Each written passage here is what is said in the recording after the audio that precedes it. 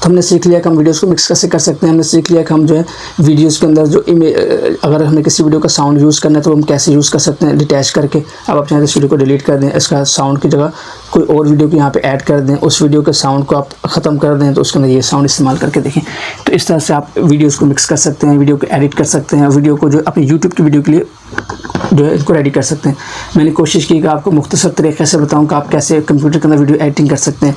ये टूल बहुत ज़्यादा इंपॉर्टेंट है, जितना आप इसके अंदर प्रैक्टिस करेंगे उतना आप इससे सीखेंगे।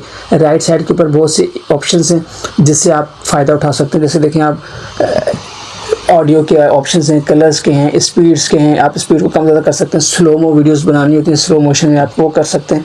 तो यहाँ से आपके पास मुख्तलिफ ऑप्शंस आते हैं स्पीड के हवाले से, तो आप इनको वन बाय वन चेक कीजिएगा। इसमें ऐसी चीज़ नहीं है, आपने चेक क्या करना है, इसमें आपने इसको क्लिक किया, इसको बढ़ा के चेक करना है, इसको कम करके चेक करना है, इसको ऑन करके चेक करना है क्या फ़र्क पड़ रहा है, इसको ऑफ करके चेक करना है। ये चेक करने का तरीका होता है। कोई चीज़ फिर भी समझ नहीं आए तो आप यूट्यूब के ऊपर जाके देख सकते हैं।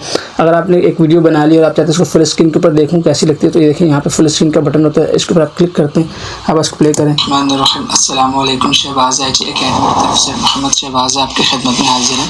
आज से हम शुरू कर रहे हैं माइक्रोसॉफ्ट एक्सेल 2016 के कंप्लीट कोर्स को। तो देखें ये मैंने वीडियो एडिट की है, ये मैंने फिल्मोरा के अंदर ही एडिट की हुई है। तो इस तरह से आप बेशुमार वीडियोस बना सकते हैं और अपने जो ट्यूटोरियल्स हैं उनको रिकॉर्डिंग करके यूट्यूब के ऊपर अपलोड कर सकते हैं।